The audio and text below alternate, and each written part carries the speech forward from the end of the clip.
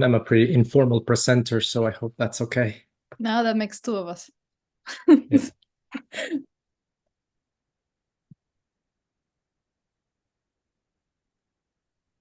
I forgot my coffee.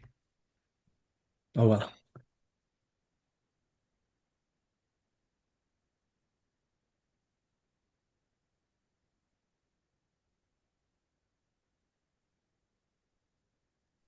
All right, we are live, Adriana. You can proceed.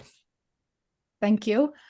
Hello to everyone who is joining us today. Thank you for connecting to another live stream. So for today, we'll be streaming both on LinkedIn and on YouTube. So if you know of anyone who would like to join us, but they need to grab a bite first, let them know that they can catch the live stream on either of those platforms. As usual, we have prepared a Slido icebreaker to get in the mood, to talk some product today. And you can join and participate by scanning the QR code here or entering the code on slido.com. Today, we are joined by Daniel Elizalde. Daniel is product executive and advisor, and we'll be opening the B2B product innovation black box. A little bit about myself. I'm going to be your host today. My name is Adriana. I have a background in law, and I have been in product management for around 2 years. I joined the product people team this year, and I am very happy to be part of such a large and active product management community. A little bit about product people for those who don't know us yet. So what we do is we offer interim product management services. We onboard really fast, and we make sure that clients deliver great product through product leadership and product ops via our in-house team. We curate free events like this one as well, part of Europe's largest PM community. Our community has over 33,000 members. And this is how we like to give back by spreading knowledge generously. So thank you so much for being part of our community. As I said, as usual, we have a Slido for you today, and we want to get to know your answers. So the question for today is, which aspect of B2B product innovation resonates the most with you? Feel free to scan the code here. Feel free to use the code in slido.com. And if you are watching on a different platform, please use the comment section and let us know your questions or comments. So the aspects of product innovation that could resonate with us, for example, could be the challenge of understanding the process or processes, the challenges of working with sales teams, the difficulty of accessing B2B customers or prospects for discovery, and my favorite one, the importance of gaining leadership support.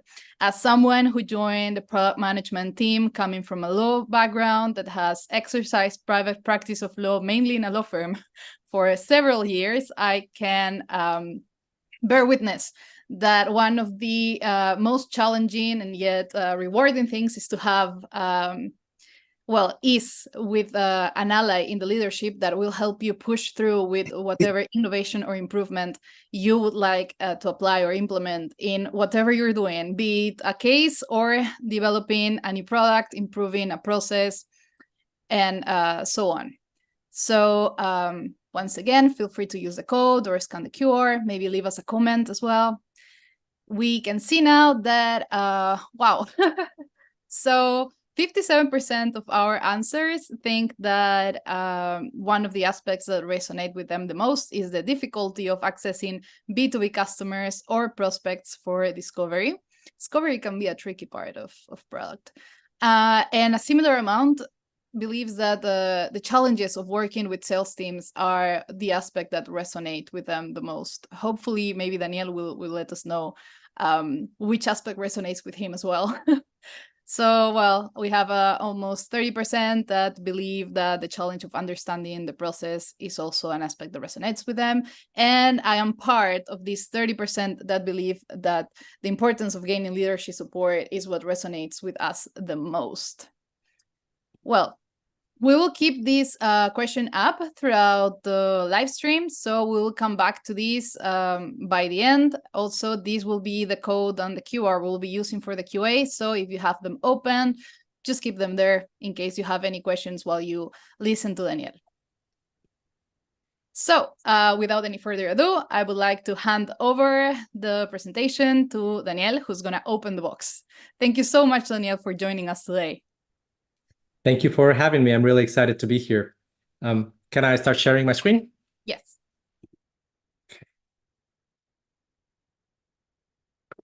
Good. Okay, ready?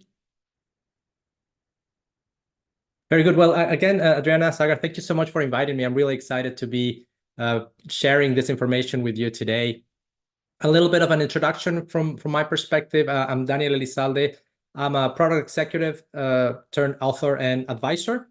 And I focus today on training and advising companies that work on B2B products. So I work with B2B product teams, helping them navigate the treacherous waters of B2B product innovation.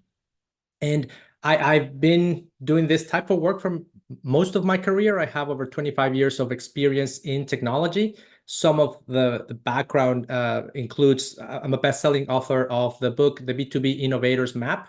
And in fact, the concepts of the book is what I'm going to be sharing with you today. I'm also a board advisor and a startup mentor for two of the biggest climate tech accelerators in the United States. Corporate jobs, I've been a former vice president, head of IoT at Ericsson, leading their venture studio for innovation with 5G and IoT in Silicon Valley. I was also a former head of products at a company called STEM, which is a scale-up company in Silicon Valley doing energy storage solutions for the smart grid. And I also taught for many years at Stanford University Continuing Studies. So I was training leaders and the community of product people in Silicon Valley on product strategy on B2B and IoT. But more importantly, as a coach, as an advisor, I've trained over 1,500 B2B professionals, helping them sharpen their product and innovation skills. I focus mostly or purely on B2B. So you can see I've had the fortune of training people from a lot of companies for the logos that you might recognize here. So let's get started with the topic. By the way, thank you for answering those questions. As Adriana said, I'm familiar with the 4 of those challenges, and they all resonate with me. And I think they all resonate at different times of the innovation journey. But we selected those questions because those are by far the most common challenges I see in B2B. So I'll talk a little bit about each one of them as we go in the presentation. Okay, so let's talk about innovation and in B2B. One of the challenges that I see out there with product management in particular is that most product management advice out there is for B2C. And so it's an oversimplification of what we face as B2B product leaders. And so unfortunately, there's not a lot of information for B2B product managers. And so one of the things that I've seen the most in terms of innovation is that companies view product innovation as a black box, which means they see an idea coming in on one end, and then hopefully money comes out on the other side magically. And this gets repeated often, and the failure rate continues to be extremely high.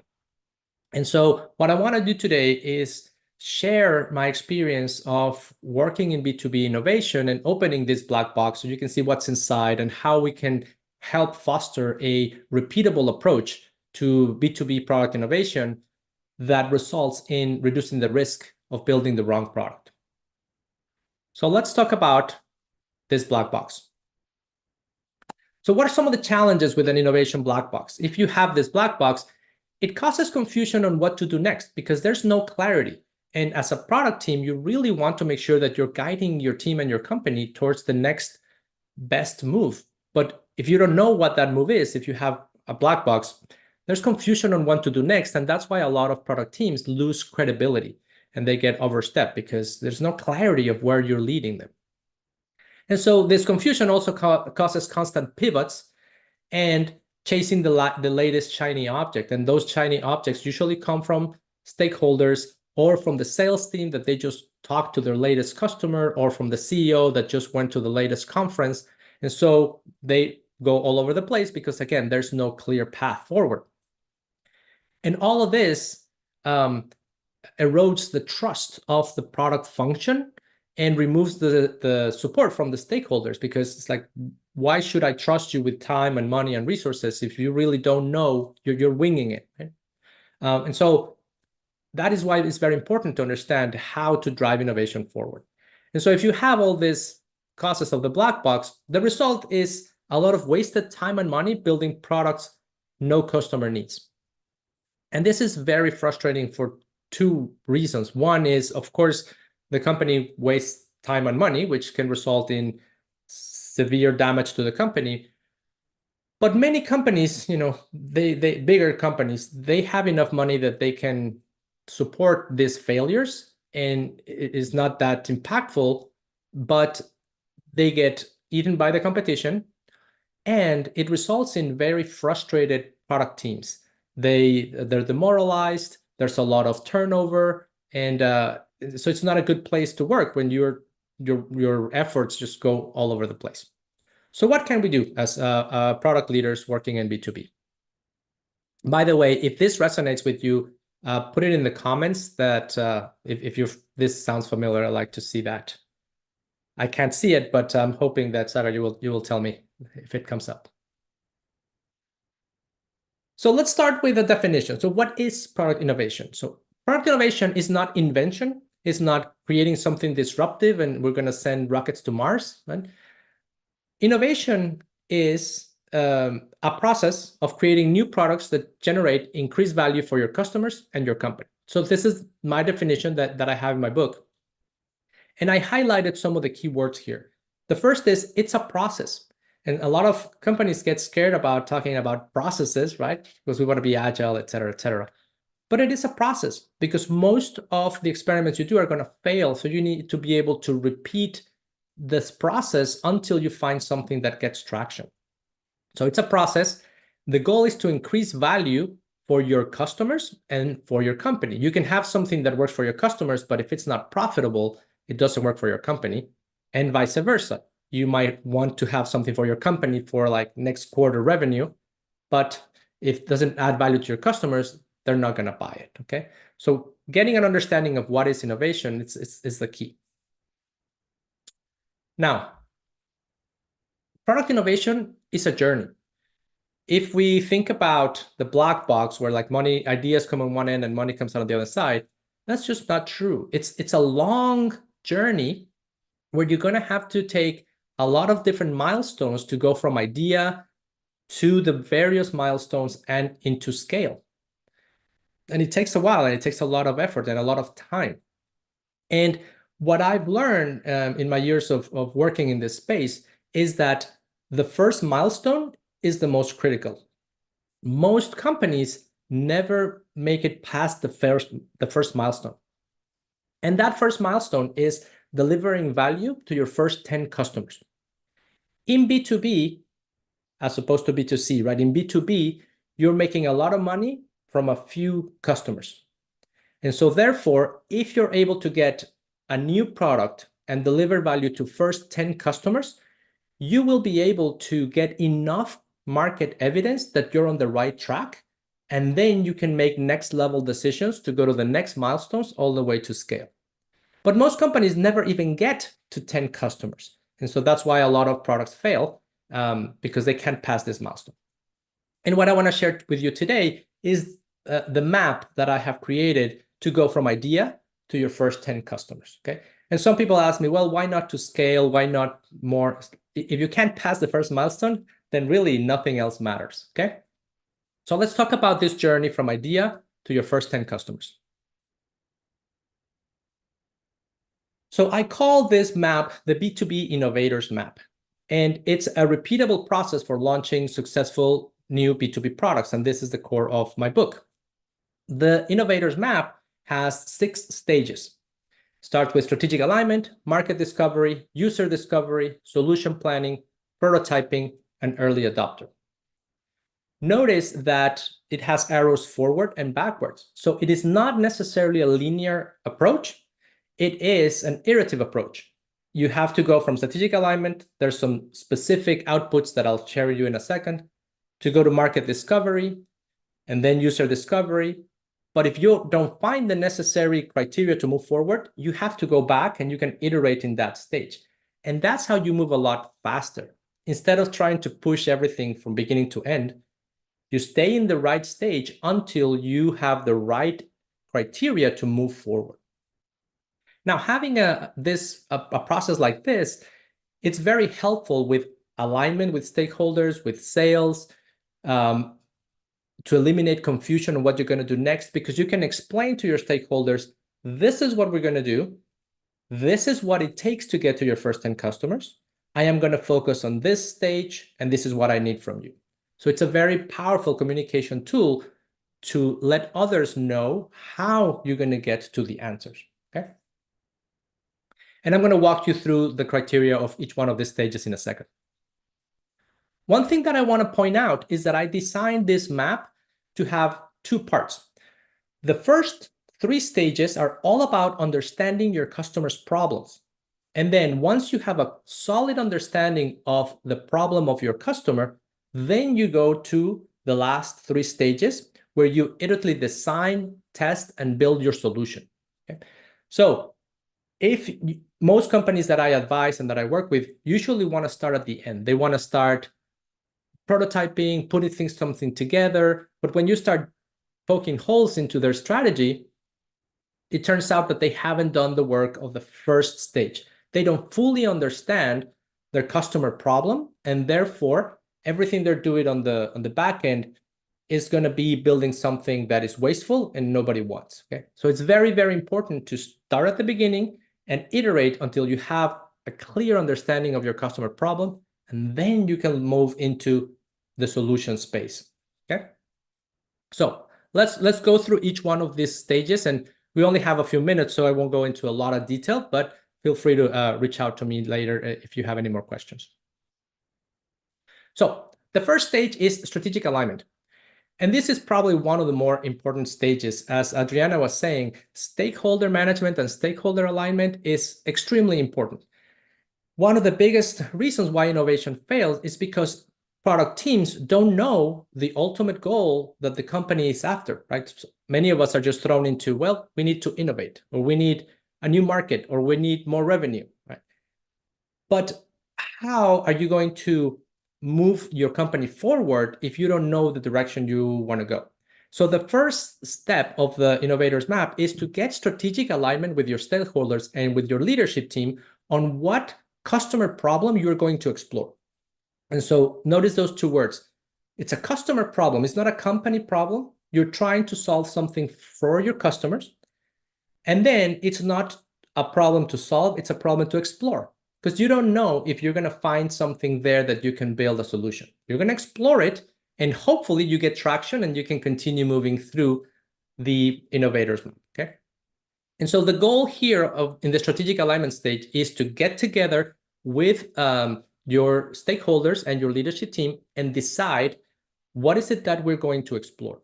And what you're looking for here, it's a statement, something like, we want to help our customers reduce their payments in electricity bills.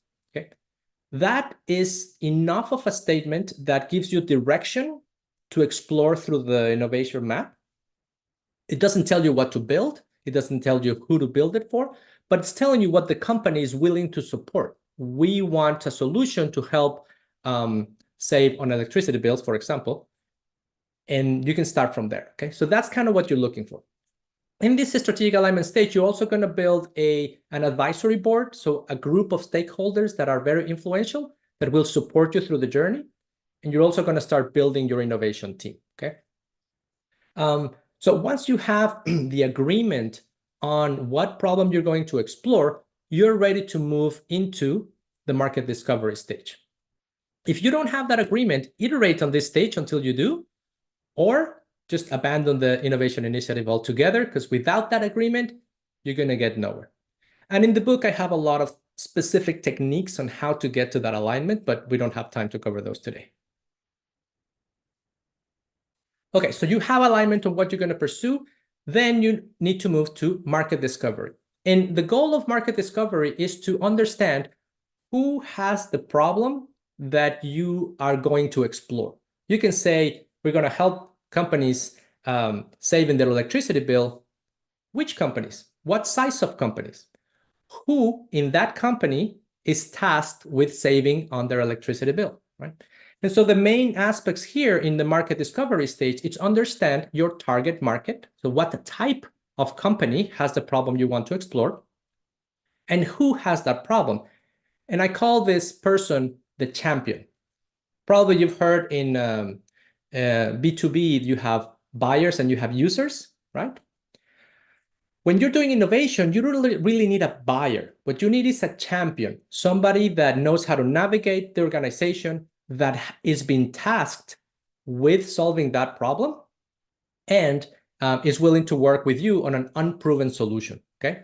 So throughout the market discovery stage, it's all about defining your target market, engaging with the champion to understand their pains so that you can have a clear definition of what is the pain, what is the impact of that pain, what are they doing today, etc. So if you're not able to find those criteria, you need to either iterate on the market discovery stage, or you need to go back to strategic alignment and maybe think of a different problem to solve, okay? But once you're able to have a clear target market, what type of company you're going to pursue, and what role is responsible for solving that problem with the company, then you're ready to move to the next stage, which is user discovery. Now, in B2B, as you know, you have the pain of the organization, and then you have a lot of different users. It's easy, you can have 12, 15 types of users that are going to use your product. And so the champion will organize all those users and create the processes for you to use that. But there's going to be a lot of different people using your product, and you need to understand who are those people and what are their pains. So for example, let's say that you decide to work on companies that have large sales team, and the champion is the B2B, the VP of sales, and their pain is need more visibility into their pipeline. So that is the champion pain that you're going to solve. But the VP of sales is just going to be maybe one of the users. You're going to have account executives, admins, IT, security people, all these different users that are going to be interacting with your system. And together, hopefully, their output adds enough value to solve the problem of the champion. And so the key in the user discovery stage is to understand your full user ecosystem, who is involved throughout the life cycle of the product, and what are their specific pains. Once you identify those pains, now you have the potential of the basis of building a solution for those pains, okay? But you have to make sure that you understand the champion's pains and all the user ecosystem pains. Now, if you don't find strong pains that you could potentially solve with a product, you can iterate in the user discovery stage, or you can go back to market discovery to maybe look for a different market, bigger companies, smaller companies, different geographies, etc. Right? The important thing is that you are finding this convergence of pain. You have all these different champions and users, and you are detecting that if you could solve this piece, you could add tremendous value. That's when you know you have traction for moving forward in innovation. Now, once you have that, you move into solution planning. And so here, notice we're in the second half of the diagram, meaning we have a clear understanding of what our customers' pains are, and we believe that we could potentially create a solution for them. Now, the fact that you understand their pains doesn't mean that whatever solution you build is going to be the right solution. You need to test whatever solution you are planning with your champions and your users to make sure that it fits, their corporate environment, their IT policies, their actual procedures, etc. Right? That's why B2B is so complex. So in the solution planning stage, what you're doing is working with your engineering team and other stakeholders to sketch what a potential solution could look like so that you can start presenting it to your potential prospects. And you're doing a few things. You're trying to catalog your biggest risks. Basically, you're putting all your assumptions and going to say, okay, to build this type of a solution, these are the assumptions, and here's what we need to do to test them. And I call this creating an experiment roadmap. Okay, so at this point, you don't need a product roadmap you're not building yet. You need an experiment roadmap. What are the experiments that I'm going to run to minimize the risk of building the wrong thing? Now, here in solution planning, this is a great opportunity for you to also re-engage with your stakeholders and say, these are all the problems that we found in the market. We believe there's an opportunity. This is what we think we could build in order to solve that solution, to solve that problem. Are you still with me? Like, if we build this, would you support it? Would you give me more resources? Is this an industry that you want to go into, etc.? Right? That's why in innovation, you have to be balancing bringing your stakeholders along while at the same time understanding the market so that you can advance your discovery forward, okay? And solution planning is a key milestone because you're going to say, hey, I'm going to build this. Are you with me, right? And it's okay to say no, right? And then you go back to something else. Once you have an idea of what you could potentially build, block diagrams, and again, in the book, I describe how to do these diagrams and solution diagrams, etc. And you have your experiment roadmap, then you can go to prototyping. In prototyping, the idea is to start presenting potential solutions to your customers. This means the champions that you identified before, the users you identified before. And what you're looking for is to test for desirability, viability, and feasibility. Do the market want this solution? Is it viable? Can I make money? And is it technically feasible? Can I actually build it? And you do that by starting small with sketches on a napkin and presenting this to your customers, and then low fidelity prototypes, click-through prototypes, low code prototypes, and so on, until you actually start gaining enough evidence that you're able to have some certainty that, yeah, if we build this, it's going in the right direction, okay? And so the prototyping stage could be a little bit longer than other stages because you are actually starting to build a potential solution. But notice that you're not just building ahead. You are taking small steps, testing, iterating, and saying, okay, this prototype didn't work. Let's try a different one, a different one, a different one. And it might be that you say, well, you know what? We need to go back to solution planning because this avenue of thinking didn't work. Or, you know what? We thought we understood our users, but by doing the prototypings, we realize there are more users we don't know about. Okay, I'm going to go back to user discovery, iterate there and back, right? So you can always go back and forth, back and forth, back and forth. And believe me, that is a lot faster than just getting an idea and putting a development team to build a solution and see if it sticks, okay? If that resonates with you, put it in the comments because that's definitely happened to me. And I see some smiles here. Okay, so once you are prototyping and you have desirability, feasibility, and viability, you feel you have something there, and you have evolved your prototypes to the point that you have somewhat of a working prototype, then if one of your champions says, hey, we really like this, can we buy it? Can we go into a prototype, or can we go into a pilot? That is your signal that you're going from prototyping to the next stage, which is early adopter. In early adopter, your goal is to deploy your working prototype into your first 10 customers. So your first 10 customers are going to be paid pilot projects. And in B2B, you have to have pilot projects, especially innovation, right? Because you have a lot to prove, and your champion is not going to just roll out your new solution. And so here your goal is work with 10 different champions. And remember, a champion is from one company, so you have to work with 10 different companies.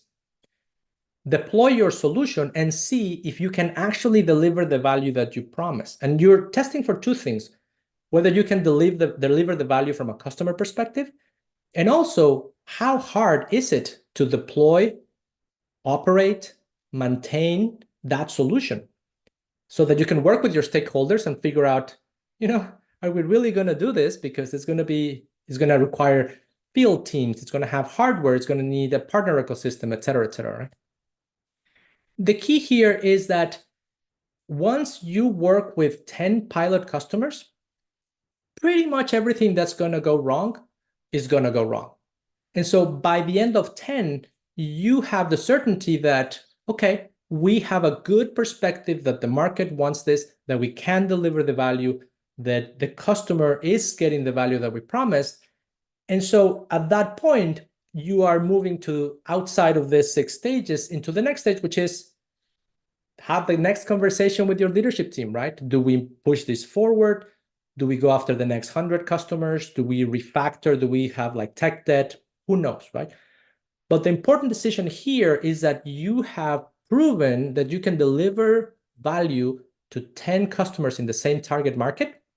And that is huge, right? That is more than 90% of companies do with innovation.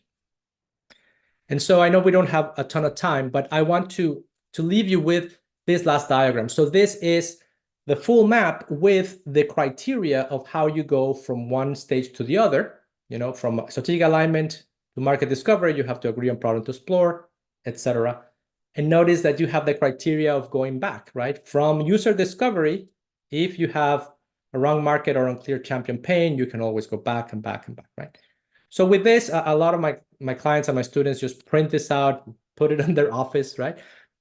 Because remember, this is not only a great tool for you to visualize the journey, and again, in the book, I have the specifics on what to do and how to do it, but it's also an excellent communication tool that you can always open a meeting with your leadership team and say, hey, we are here. We're working on this particular area. These are the outcomes. This is what we need from you. This is what it would take to be successful. These are the metrics that you should measure us on, etc. Right? So all of a sudden, that black box becomes pretty transparent because an idea comes to the entrance of the process, and then hopefully you can get profit out of 10 successful customers. But now it's not a mystery box. It's very clear and very repeatable and very transparent. What is it that you're going to do and how you're going to lead your company to innovation? And that's it. With that, we can go back to questions. Again, a lot of the details are in the book. You can get it wherever you get books. And I'll pass it back to Adriana for questions. Thank you. Thank you so much. Thank you so much, Daniel. Let's go back to...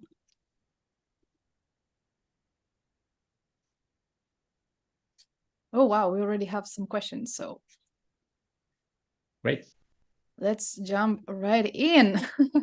So before I start reading the couple of questions that we already got, a friendly reminder to everybody that is watching right now, please feel free to join with your comments, your questions through the QR or with this code in slido.com. And if you're watching us from a different platform, just use the comment section. We will be paying attention to those as well. So Daniel, first question is from James, and the question is as follows. During the strategic alignment phase, what are the benefits of starting with a small group of motivated stakeholders versus expanding the stakeholder group early? That's a great question, James. Thank you for that. I would fall somewhere in between, right? They have to be very excited about the opportunity, but what you're looking for is people that will have the authority to make decisions, because you're really trying to align your leadership team, because what you're not only agreeing on what you're going to explore, but what you need from them. Right? You will need more money. You will need a team of developers. You might need to outsource some tasks. You might need access to business development to go to customers. You might need money for deployment. So it has to be people that can make those decisions. And if you are not able to get decision makers as part of the stakeholder committee, then it's better to not even start at all, because you are going to struggle to move across the sections, because ultimately you need that. And the people that are involved in that strategic alignment most likely are going to be part of your board of advisors, and they are the ones who are going to determine or agree on the go, no-go decision for each of the stages, right? you're going to present, are we ready to go from strategic alignment to market discovery? Here's the data. And they are going to say yes. And it's not yes, we agree, it's yes, we are willing to support you with money, with time, with resources. So from the very beginning, you have to get that influential people in there. If you're in a small company, all the way to the CEO and all the C-level folks. In a bigger company, most likely you're going to need heads of business units and some representatives from like sales and marketing and engineering. Right? So it's better to do that. And I think the key advice here is if you can't get that, your whole initiative is likely to fail very quickly.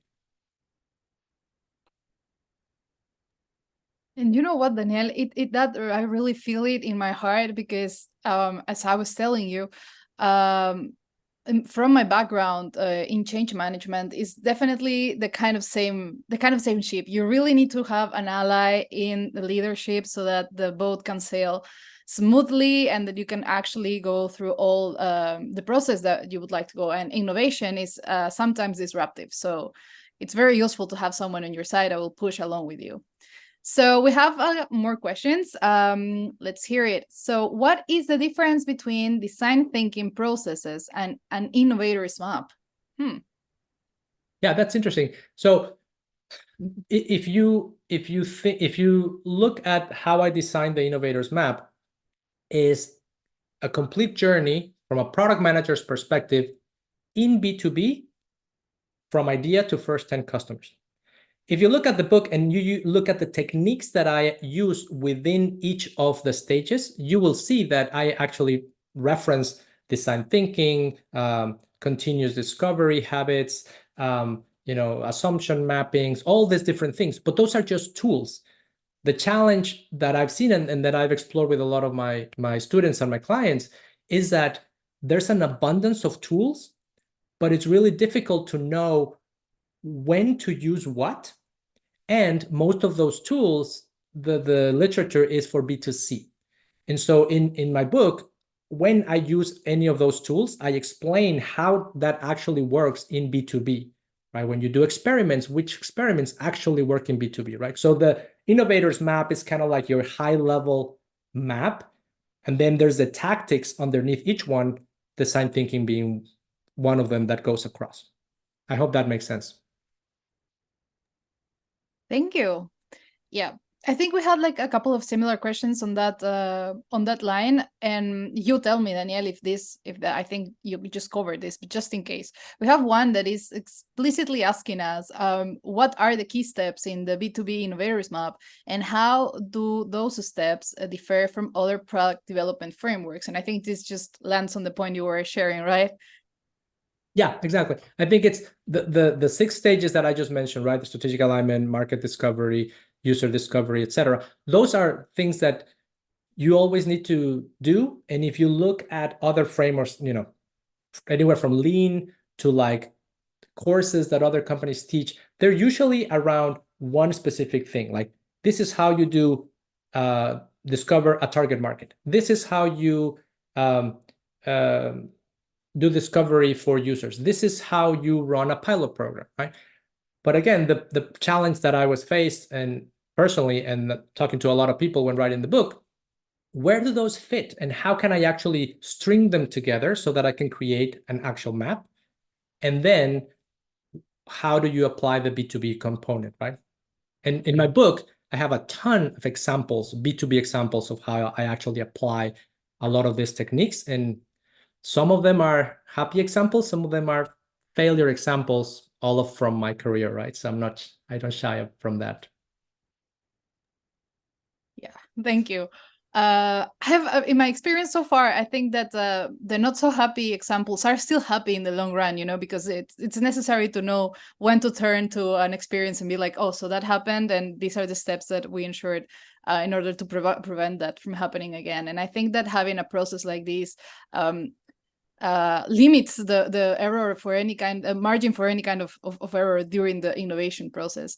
I have a question here that I really like, and it's, do you have some real life examples for experiments on the experimentation roadmap? What are your favorite types of experiments?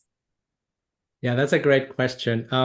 There's a bunch, and in the book I have a few that I use. One of my favorite ones is Wizard of Oz, which, if you're not familiar with it, Wizard of Oz means you present a product to your customer, and they see what's going on and what outcome they're going to get. But behind the scenes, there might not be the technology to support it. It's just people doing the things, right?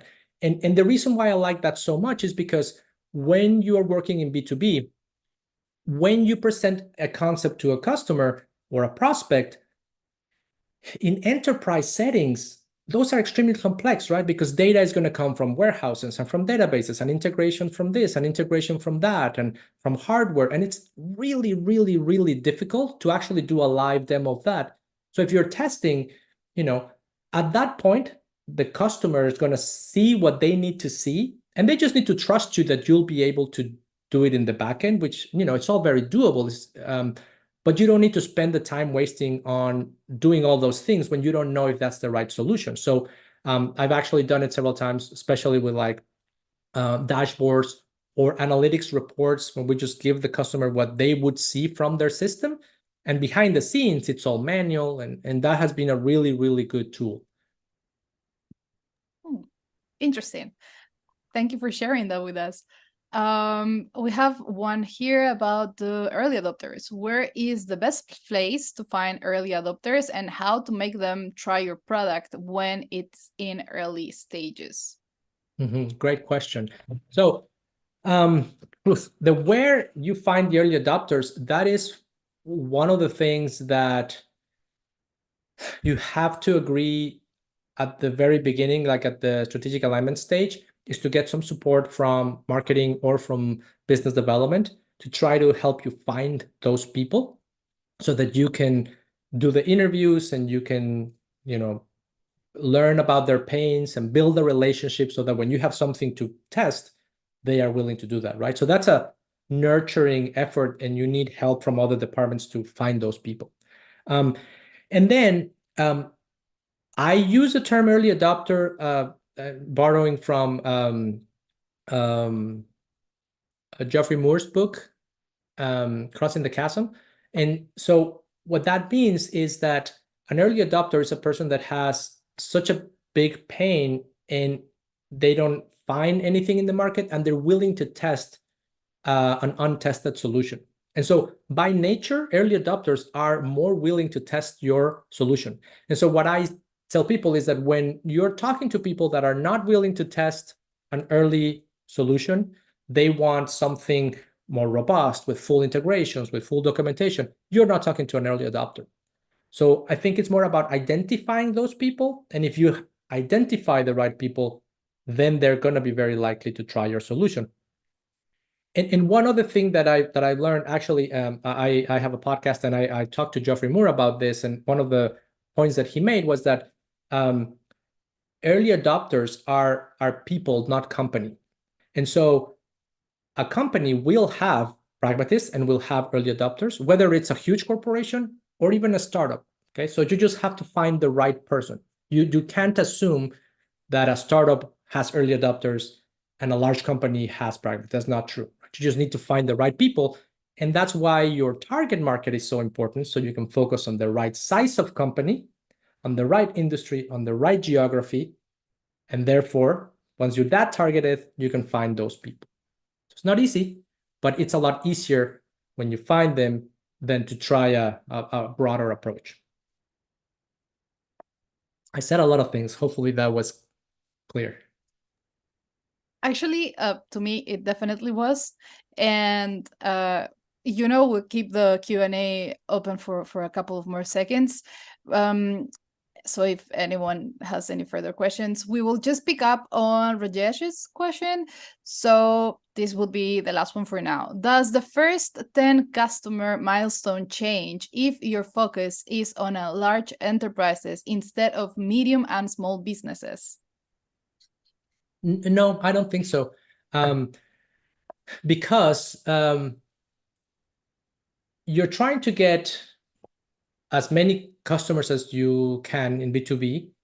And if you want to have many large enterprises, like if you have decided that your target market is large enterprises, you still need to test your value proposition with 10 of those.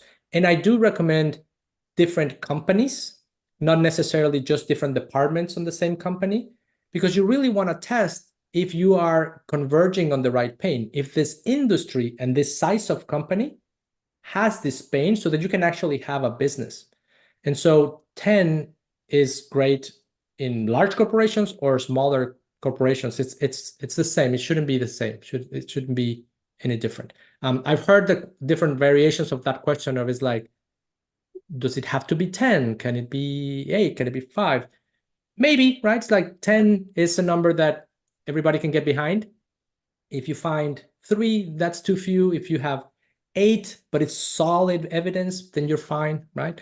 Remember that one of the ideas of the Innovator's Map is to be a communication tool. And so you want to give a concrete milestone that you're going after. In my case, I chose 10 of the same target market so that you can communicate and articulate that clearly to your stakeholders and your leadership, right? Thank you, Daniel. We will keep the Q&A open for a couple of seconds because we have some new joiners on the live stream. And while we're at it, let me tell you a little bit more about product people. So these are some use cases when people come to us and engage us. For example, when you are searching or in need of an interim or fractional product manager or a product leader, we can cover permanent positions while you're hiring, because it's always a lengthy process. It can take 3 to 9 months to find a perfect fit or a nice fit for the role. We can also cover while someone goes on parental leave, around 3 to 12 months, and also when just emergency happens, when there are important and urgent initiatives that require someone to drive product discovery or delivery, build MVPs, get the roadmap going, etc. Another use case we have is product coaches or consultants or product managers, product ops, through coaching your product management team and creating or streamlining the processes and the programs. Lastly, we also jump in when you need someone for product discovery. We can help discover the next impactful initiative or product for you and your team, or run a low or no-code pilot or MVP. So yeah, these are some of our B2C clients so far. Pretty sure these ring a bell. Yeah, so we have Zalando, Omio, Blinkist. I'm a huge Blinkist fan. Free Now, and well, yeah. So hopefully you guys and folks recognize these. We have some stats here as well. The questions are arriving, so I'll just go through these very quickly. We have 200 so far cross-functional teams supported and over 70 plus clients from Series A startups to publicly listed companies. We have a team of 42 product leaders and product managers in-house and full-time, and that's how we ensure quality of service for our clients and a strong career development also for our team members like me. We also happen to be very proud of the amount of diversity and inclusion in the team, but especially the amount of women that we push through in product management. As we know, technology, which is pretty product management adjacent, is a field where we're always striving to have more opportunities for everybody. And in our team, we have 60% of women in the leadership. So we have a strong bias to promote within our firm and attract more women than the tech industry usually do. So yeah, I think that we are safe to go back now into our questions. So Daniel, we have a couple more for you. One of these is how the criteria of getting the first 10 customers can change if your focus is on large enterprises. Oh no, wait 1 second. That's the same one, right? Or is it that very similar one, I think? Very similar, yeah. Yeah, don't worry. Then we go on this one. Oh, wow, okay. This is your opinion. Daniel, how do you approach innovation in an existing market? Can you elaborate on that? Because to me, they're all existing markets. Are you saying a company that already has products and you're going for new products, or what? Yeah, if you can clarify a little bit more. Yeah, well, this is one of the questions we have received. So let's say it's an existing, we are facing an existing market, as in the product that still exists, and it's an innovation regarding a product that probably has a lot of competition already. Maybe that's what this person means. Yeah, so I mean, I can give you my take on that. So this innovation process works for if you are launching your first product, or if you are an existing company and you're launching a second product or a third product. And also, if you have an existing product and you need to release a important feature like a new module or something bigger that needs a little bit more of discipline into the discovery process, so you can use Innovator's Map for all of that, right? The key is understanding the context, because if you are, for example, established company launching a second product, when you're going through the Innovator's Map, you're going to have a lot of different interactions with sales about not cannibalizing the first product, about not wanting to disrupt existing customers, about, all those things, competing resources for engineering. And so if an established company launching new products, strategic alignment, it's even more important, because you are trying to guarantee that your team will have the resources to actually go through the innovation journey. And your leadership needs to understand that you might not find anything, and you're going to have to try again until you eventually hit some traction, right? So it's different mindsets. And so it's more about the change management and how you manage your stakeholders based on your context. Thank you. Every single time I hear you mention how managing stakeholders is so important, I feel so happy that I had to go through so many years of law firm practice. It is Okay. hard. I mean, and it truly, one of the big things that I see is that a lot of innovation fails because of internal challenges and lack of stakeholder alignment. So as a product leader leading innovation, you have to be able to be market facing, but half of your time, or depending your level, like when I was leading the innovation studio at Ericsson, 100% of my time was on internal stakeholders, and my team would do the external facing, right? So it's the job. You're absolutely right. We have a question from Magol. I hope I got that right. So Magol says, unfortunately, I missed the start. Sorry if the question is already explained. Don't worry. So the question goes, what are the functions and capabilities that you would recommend to put together in a team for B2B innovation? Yeah, that's an excellent point. That's an excellent question. No, we didn't cover at the beginning.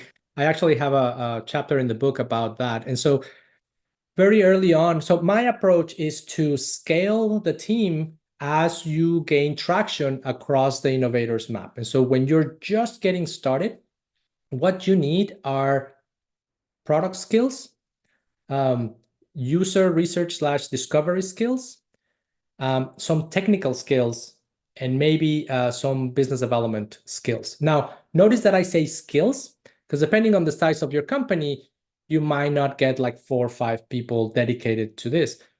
But if you have somebody that is a designer with strong product sense and an architect, that could be enough, right?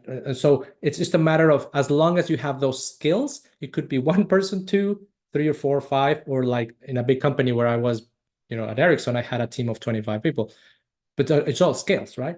So I think that's super, super important, because you're going to need all those different skills in order to evaluate the innovation part.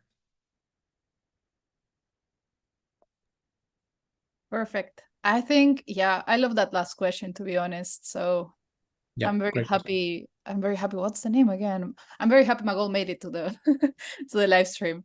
Yes, thank you. Yes. Well, thank you so much, Daniel, for today, for joining the conversation. It's been lovely to meet you. I will buy your book.